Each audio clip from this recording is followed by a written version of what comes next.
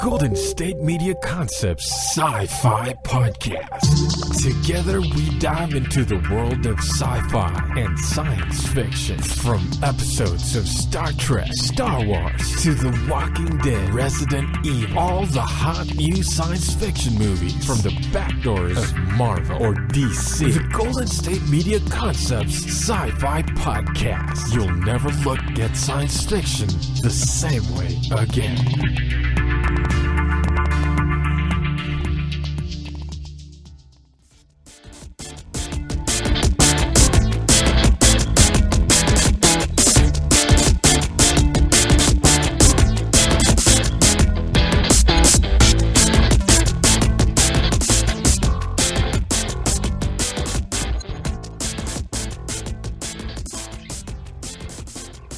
Hello everybody, this is Jay with the GSMC Sci-Fi Podcast, brought to you by the GSMC Podcast Network. So, we got some really cool stuff to talk about on this episode, so let's just get right into it. So, this first one is a trailer for something that, we've seen before.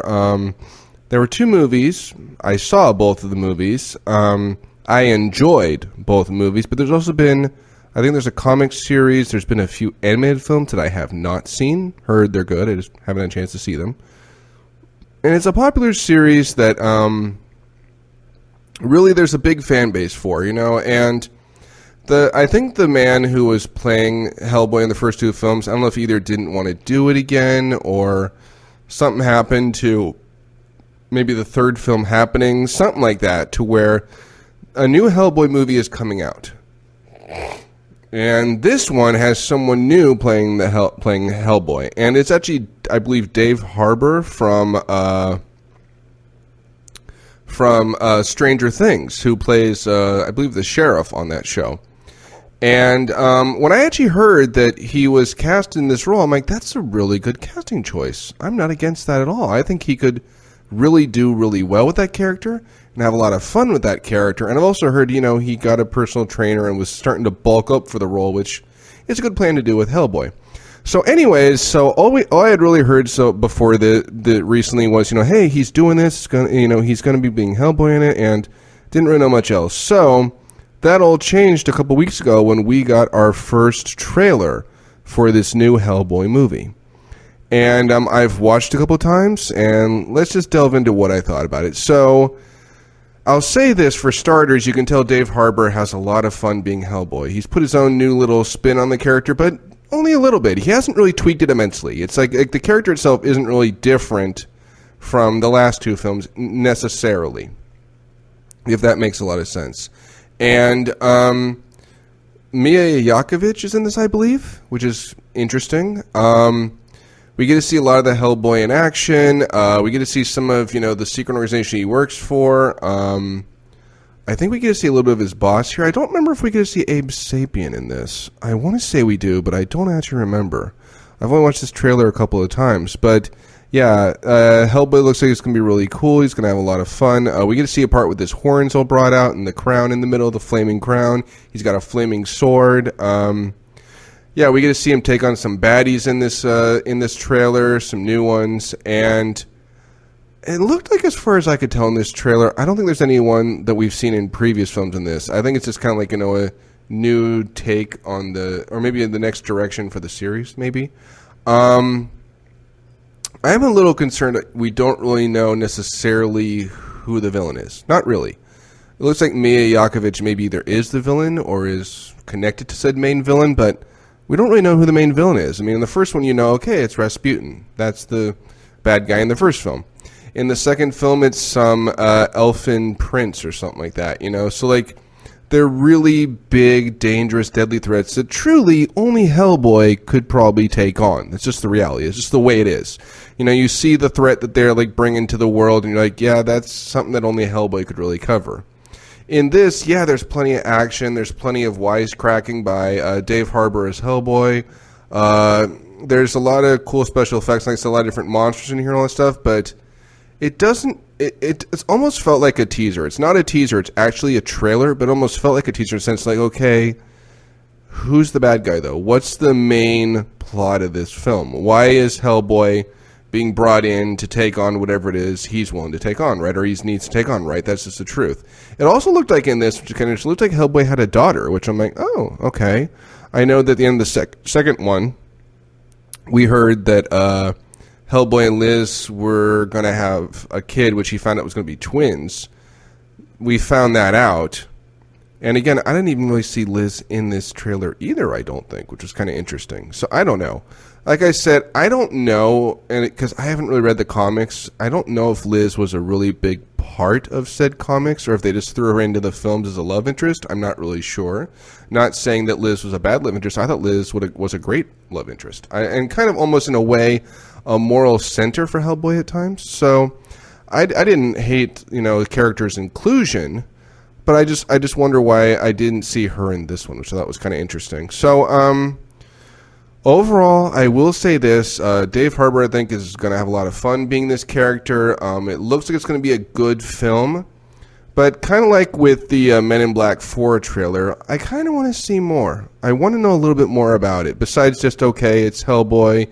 He's crass-talking. He's, butt-kicking. He's, take no prisoners. Like, I'm going to do what I'm supposed to do the way I want to do it. That's Hellboy. Fine. I get that.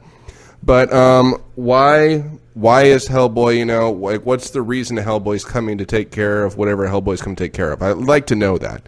And maybe just a bit more about the story. It looks almost like, at least what I saw in this trailer, it looked like, hey, a Hellboy's going to be going it alone, lone wolf, all that. That's what it looked like. Mind you, maybe that's not true. I know in the last two films, the threats are so big, Hellboy could not take them on his own. Liz and Abe Sapien had to convince they could help out. Even though he's kind of the muscle of the team, still. It was still kind of like, hey, Hellboy needs help. So I'd almost like to see a bit more of that. We saw some agents with him, and it looks good, okay? Dave Harbour looks really good as Hellboy. I think he is going to be a great choice for this, and I kind of hope we get to see more than just one Hellboy film. I mean that. I really do. But, yeah, I want to know more. I am excited for this film. It's a good trailer. I'm looking forward to seeing this film, which I think it comes out, I want to say, next summer, Yeah, so I think it's going to be a good film. I'm looking forward to this film, but I still would like to know a little bit more about it. I mean, I don't want to know too much. Some trailers tell you so much, you're like, okay, I almost don't need to see the movie now, because I've seen all the good scenes and all the good stuff and all the reveals in the trailer. So I'm not saying reveal too much now. I'm not saying that. Please, oh please, oh please, do not reveal too much. But at the same time, I would like to know a little bit more about the plot and maybe the supporting characters. I'd like to know more about that. I really would. I mean that. That's just the truth. And I wonder if we're even going to see his father this time. I know I'm not even really sure if this is supposed to be a continuation of this series or they're just starting this series over. I'm not really sure, to be honest. I don't know if I got that impression in this trailer, or if my question there was answered. Okay, is this like it's Hellboy 3 but just a different person, like they did with Batman Forever, or is this just going to be a new start for the series? I really don't know personally. I want to say it is, but honestly, I'm not sure. Beats me. That's the truth. I don't know.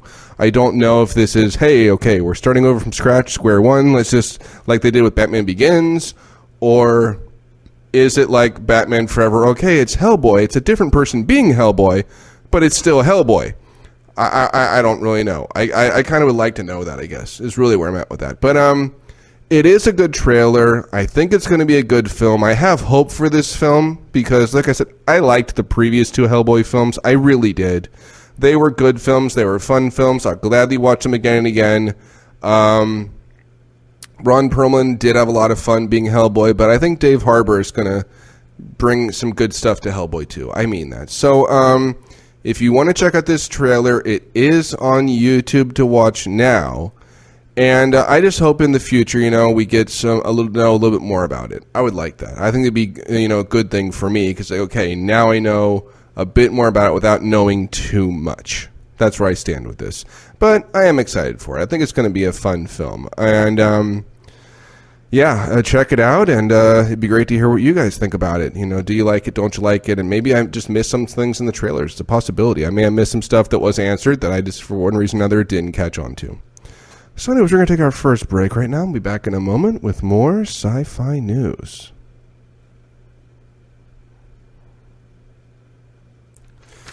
What would it be like if we all listened more?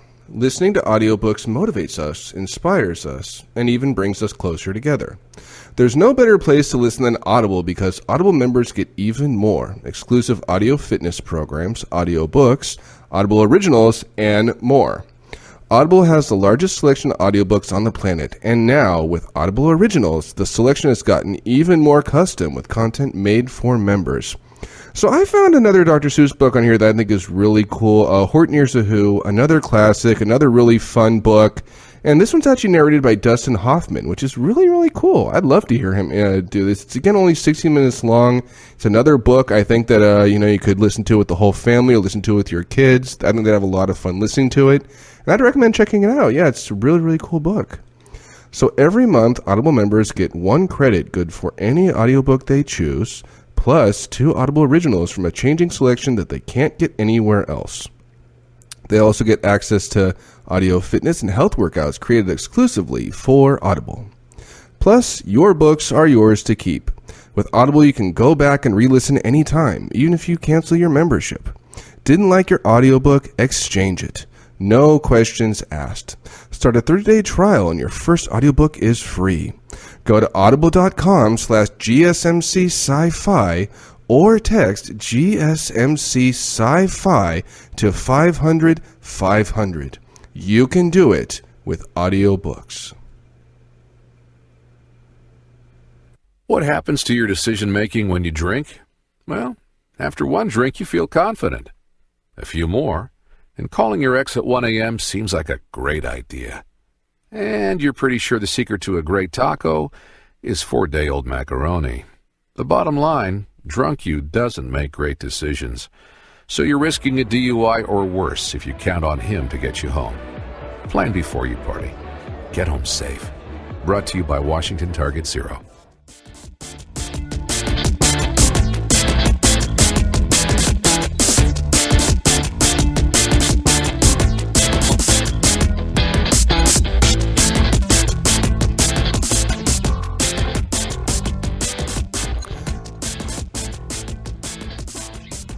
Hello everybody, we're back with more sci-fi news. So, this next tidbit we're going to talk about, I have a long history with, and sadly it's not always a happy one. So, Transformers, I will admit, when I heard the first one was coming out live action, I'm like, I don't really care. I wasn't pumped for it, I wasn't excited for it, and personally I was in no rush to see it. Now, when I finally did see it, I was kind of surprised. I'm like, oh, right, this was actually pretty good. Yeah, Shia LaBeouf is the main character, Megan Fox is a love interest. I actually really enjoyed it. I thought it was a really good film. They did a great job with the special effects, the characters, the story, the plot, everything. I really enjoyed it. I was like, okay, I was wrong. My bad. I enjoyed it. They've done, I believe, a total of 5 or 6 of these movies. And sadly, they've been hit or miss, and some have been just horrible. Horrible. So, Transformers 2, I believe Dark Side of the Moon, not so great. Not really. It kind of got a little bit better with Transformers 3, a little bit. Then I think we had 4, which was all right. Shia LaBeouf was gone by this point, and Mark Wahlberg came in.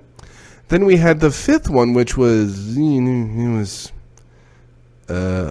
okay-ish, but not mind-blowing. And then the last one I remember, and this may have been the 5th or 6th one, I'm not really honestly sure, was Transformers The Last Night, which I saw this thing in IMAX, and oh my god, it was an absolute train wreck. Everything was bad about it. Anthony Hopkins could not save it. It was actually last year my worst film I saw the whole year. And I get to see a fair share of films. I just left in shock. I felt like I'd just been like, almost like violated. Like, why did I just see this? What is going on? Man, it was really, really terrible. Just it was. There's really no nice way to say it. It was awfully, awful. So, when I heard, they're doing another Transformers film. Oh, goody. But when I heard it's going to be a Bumblebee standalone film in the 80s, I'm like, okay, oh, goody. I am a bit more intrigued. I'm a bit more curious.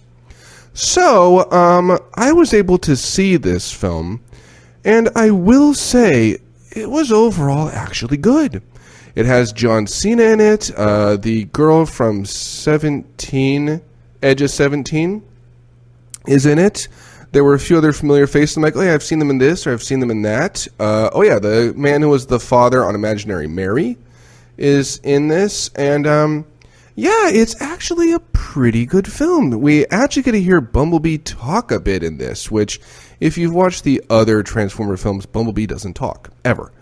We get to hear Bumblebee talk in this. We get to see why Bumblebee can no longer talk. We get to learn a little bit more about the war that was going on at Cybertron. Not like we haven't learned about it a bit in previous films, but we saw it a little bit again. I think when it was either in its heat or when it was going on. And we actually found out why Bumblebee came to Earth, which was actually kind of cool. It was a cool little twist. Now, in the first trailer, so there's something it's just going to focus on Bumblebee. Just Bumblebee, first owner. No, like other Transformers or nothing. No. There's other Transformers. There's plenty other Transformers. And this film was interesting because it kind of put in, like the government at first was like, ooh, these Transformers good that are actually bad, and Bumblebee is bad, which is actually good. And there was a real good relationship with Bumblebee there, and it's a first owner or friend or partner of sorts. I'm not really sure exactly what to call it. But yeah, it had a pretty good soundtrack. It had good 80s nostalgia thrown in there. And it kind of really redeemed Transformers for me. I'm like, you know what? This was really good. I enjoyed it. I really did. I was like kind of almost blown away. Like, man. Because you have to remember, at least for me, my hope in Transformers is pretty low. I hear like a Transformers movie like, oh no. That's going to just be terrible. It's going to be awful. They shouldn't do it. No, just don't do it. Please, I'm begging you, don't do it. That's kind of where I'm at. It's just the truth. It's where I'm at. So I hear a Transformers film like, oh no. But Bumblebee, going through it, seeing it, and especially seeing it, I'm like, all right, bravo, I say. So it kind of redeems the franchise. It really does. It almost redoes said franchise, which isn't a terrible idea, honestly. We get to see like Optimus Prime and some of the Autobots and the Decepticons. I think we get to see some Decepticons we haven't seen before, to be fair, which is kind of cool. And there's some really good fight scenes. There's some really good action. There's some good, comedy, some good drama, some good suspense. And yeah, I was almost kind of surprised. I'm like, because this was really a film where I'm like, I want to like this film. I want to enjoy this film. But I'm going to have my guard up, like, okay, is this going to be a good film? Or am I going to be disappointed again? Because I'm not going to lie. For like the last two Transformer films, I wanted, even if they look bad, I'm like, you know what? I want to give them a chance. And both times I went, God, why did I give this film a chance? Why did I do this? And Bumblebee, thank God, did not do that to me. Bumblebee satisfied me. Bumblebee surprised me in some ways. And it showed that, you know what, if you're going to do Transformer films in the future, you might want to do films like this. It might not be a bad idea. You know what? It might get people interested in the franchise again. Now, again, it also could be a good way to just restart said franchise, because it kind of needs a restart. It just does. It's just the reality. It kind of is like, hey, you know what? Doing this over may not be a bad idea, or at least doing it a different way. I'm not saying, you know what, please do more Transformer films. Not necessarily. I'm not saying that. It would be a better idea, in my opinion, you know what, take your time, do them right, or don't do them at all, but take your time. Don't be in a rush to just revamp the series right now, because Hollywood's already doing that. They're doing that with, and I want to say I've said this before, they're doing it with Shrek, they're doing it with Pirates of the Caribbean, they're doing it with Puss in Boots, they're already redoing a bunch of stuff. already. We don't necessarily need more stuff redone. We got plenty of stuff being redone. It's just the way it is. So, yeah, so it's not really like something I'm saying you need to do right now. But I will say this. If you are hesitant about Transformers or you've kind of lost faith in the Transformers franchise, check out this film. It might change your mind. It might change your view, and it might give you, some hope for the series again. Because, yeah, Bumblebee is really great. John Cena is actually pretty good in this. He is. I mean that. He does a good job. And, yeah, the girl from Edge of 17, whose name I'm sorry I can't remember, does an amazing job in this film. She really does. I'm just like, man, she's a great character. She's a likable character. In many ways, she's a relatable character. As, to be fair, I thought she was in Edge of 17. And it's just a really good story. You get to see the relationship build between Bumblebee and her, kind of like you did with Shia LaBeouf's character, in Transformers 1 and 2. So yeah, there's that real good just development and bond built there. They did a really good job with Bumblebee in this. Showing the emotion, the good sides. We actually get to see a bad side of Bumblebee, which was kind of interesting, which we hadn't really seen before. And yeah, it was a really good film. There's some really good touching moments. There's some wonderful moments, and in the end, Bumblebee. Who originally isn't called Bumblebee. Bumblebee originally is called like B127 or 217 or something like that. And Bumblebee, kind of gets named Bumblebee from this first owner, right? Or I don't know if owner is the right term, but from like this first like friend, partner, that they meet. And we also get to see there's some cool moments where Bumblebee kind of tries to find a way to kind of talk again. So yeah, it's a really good film. I really enjoyed it. It was definitely surprised me in a lot of good ways, and I'd almost be for seeing another Bumblebee movie, do a Bumblebee sequel. I'd be okay with that. I wouldn't be against that in any way, shape, or form. It's like, go ahead and do it. It's a good idea. I think it would do well, and I have a hunch this film is going to do well because this is probably one of the better films I've seen lately. I just left going, man, thank God that was good. I was glad it was good. I was, like I said, I was a little surprised it was good. But I wasn't mad. He was like, oh, thank God. Thank God that was good. Thank you so much. I'm so glad to see it was good. I mean that. Bravo, bravo. Yeah, this is in theaters now. I don't know if I could say you would take your whole family to see it, but I think most of the family would enjoy this film. This is a good film for most of the family to see together. I mean that. So we're going to take ourselves another short little break. We'll be back in a few moments with more sci-fi news.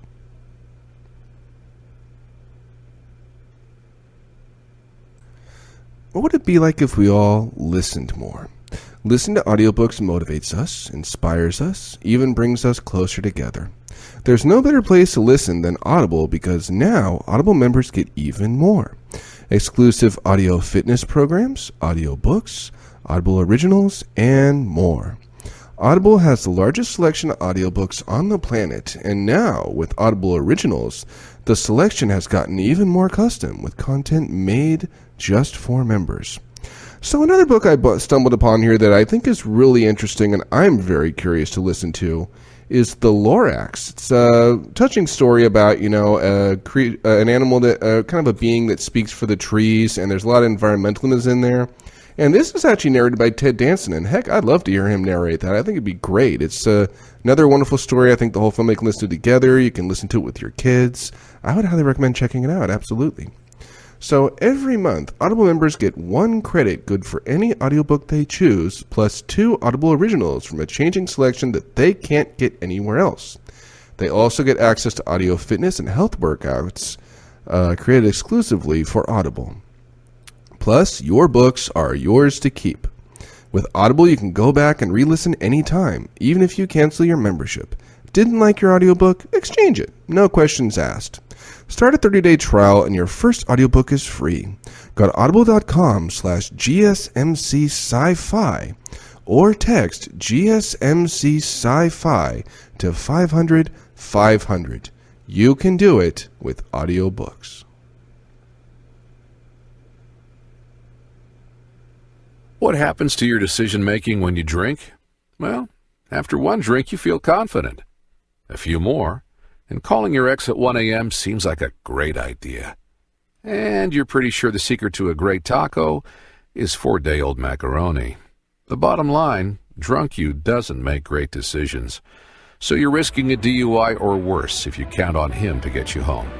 Plan before you party. Get home safe. Brought to you by Washington Target Zero.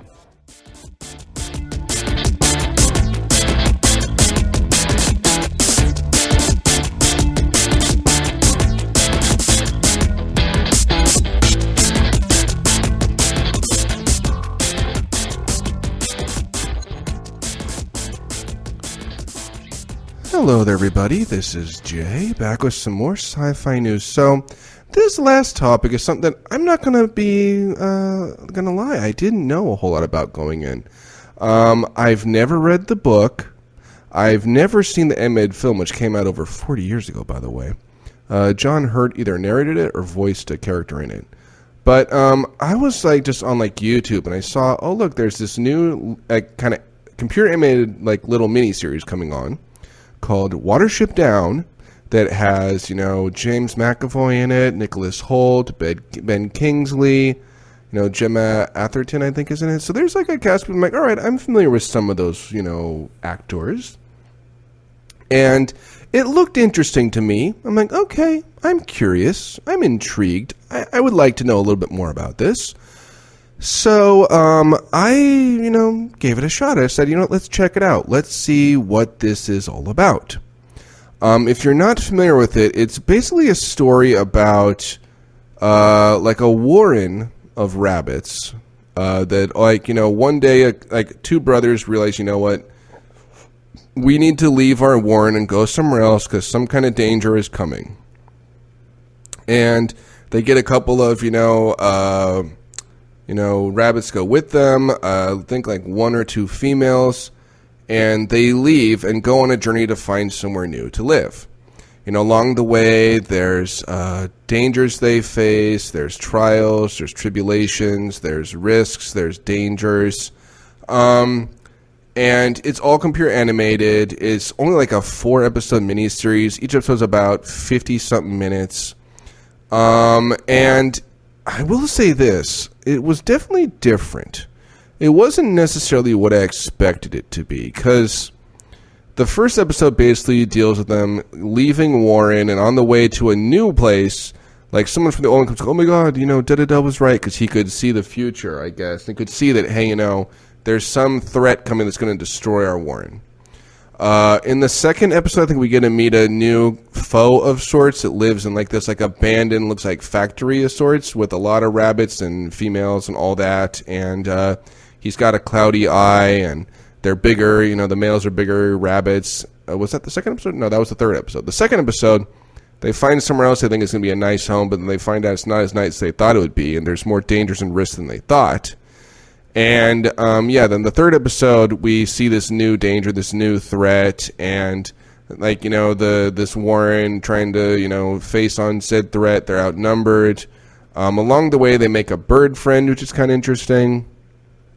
And then, at one point, one of the main characters, we think dies, but he doesn't die, but he sees, the Black Rabbit, which I think is their version of Grim Reaper of sorts, I think. And then on the last episode, we see this big battle happen and this big thing go on. And, along the way, they save a few more females to bring back to their warren from a farm. There's a cat at one point. There's a dog at one point. It's a lot is going on here in each episode. But I don't know. I mean, after I watched it, I'm okay, that was, good. I guess I expected it to be more mind-blowing than it was. I'm almost tempted to maybe watch the original or read the book and see if maybe that's better. And I was intrigued. I mean, I was actually more surprised when I looked. Okay, the book came out 45 years ago, 1973.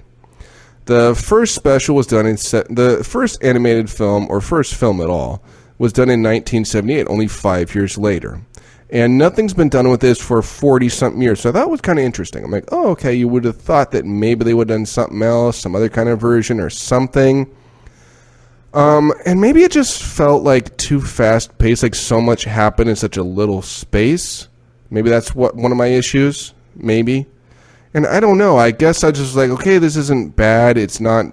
It was. I guess maybe I just saw it predictable. Sometimes, like, I know that everything's going to be happily ever after or happily ever after enough. I have a hunch that's going to happen. It just kind of felt that way to me. And it felt too like you knew that things were going to somehow work out. How? Not necessarily obvious, but somehow I felt things were going to work out. I had a hunch that, hey, things are going to be okay. They're going to work out and it's going to be fine and all that stuff. I don't know. The ending kind of did surprise me a little bit too. I was like, oh, okay, so that's going to happen. I'm kind of bummed. I kind of wish that hadn't, or at least something else could have happened first before that happened. So, at least, they got to live on in a manner of speaking. So I thought it was kind of weird they chose to do that. I'm like, oh, okay, that's kind of a bummer. And maybe it's because I liked the character and I didn't want to see it end that way for said character. Maybe that's why I felt that way. I don't know. I didn't see it coming, which was nice, but it was also kind of like a little bit of letdown. Like, oh, man, that's kind of a bummer that happened. But, in the end, everything works out pretty good for them. They're like, okay, we're safe now. We're fine. We've got this cool new warren. And I'm not really sure why it's called a warren. I don't really understand that. I guess it's what they call a rabbit burrow or community. I don't really know. There is some, I'll admit this too, there's some verbiage that's used in here where I'm like, I don't really necessarily know what that means at first. I don't necessarily understand it at first, and then it's kind of explained like, oh, okay, that's what that means. Okay, fine. But it's kind of a little odd, word usage, sometimes. There's terms that are used where I don't necessarily understand said terms. I just don't. So that left me a little confused sometimes. And I don't know, maybe just it didn't seem like the threat was such a big threat as I thought it was going to be. Maybe that was it. I don't know. I was just kind of after I finished watching, all right, that was good, but I expected it to be so much better. And maybe it's because it's BBC One and Netflix. I haven't really seen something with the two together before, but I don't know if that was the only thing. I don't know. I was just kind of I didn't hate this. I really didn't. And, if you want to see something different and something a little dark, yeah, sure. Check it out. Do not have kids see this. I would say that's not a good idea. Not for kids. No. But it's good. But I guess I'm kind of on the same boat I was with Aquaman. I'm like, it's good, but I expect it to be great or wonderful or amazing or mind-blowing because it is computer animated. And let's be honest, the animation is amazing. The rabbits look great, the characters are great, the voice actors do a wonderful job bringing said characters to life. A lot of the different environments look great, the scenes look great. There's a lot of really good stuff here. There is. I mean, it's not a terrible miniseries, but anyways, and maybe I'm just not a fan of miniseries. I don't know. This isn't the first miniseries I've watched on Netflix, and the other two are kind of, as well, but this was more than This was good. But I don't know if I'd watch it again and again and again. I'm just not sure. And maybe it's kind of a bummer because it's a miniseries. Like, hey, how it ended, that's it. There's no more. There's no Moss. There's no Watership Down 2 or Watership Down The Return or Watership Down The Next Generation. There's none of that. It's just it ends, it's over, that's that. Maybe that's my issue with it. I don't know. Maybe. I'm not sure. I don't know. It was good, but I was at the same time kind of a little bummed out too. And maybe it was because too the ending it is kind of goes, okay, now we need to finish it. And the last 15, 20 minutes, okay, boom, boom, boom, boom, this happens, boom, boom, boom, boom, that happens, and ta-da, it's over. I'm just oh, okay, that was kind of anticlimactic and abrupt. It's okay, the end. You're wait, what? That's the end? I don't understand. Why? Why is that the end? Can't there be another end, or can't there be a better end, or maybe a stronger end? No, that's the end, huh? Okay. Weird. So I don't know. Like I said, I can't say this is terrible. I can't say don't watch this. But I guess maybe you have to take it with a grain of salt. Maybe it's the best thing. I mean, maybe if you're a fan of the book or you've read the book, or maybe if you've seen the original animated special, maybe you'll enjoy this. But it's not going to be for everyone. That's just the truth. I don't think this is going to be something that everybody's going to want to watch and everybody's going to enjoy. I don't think so. But, if you want something to check out on Netflix, and like I said, it's only 4 episodes. It's not really as long as some other stuff. You could check it out, and who knows, maybe you'll enjoy it. It's a possibility.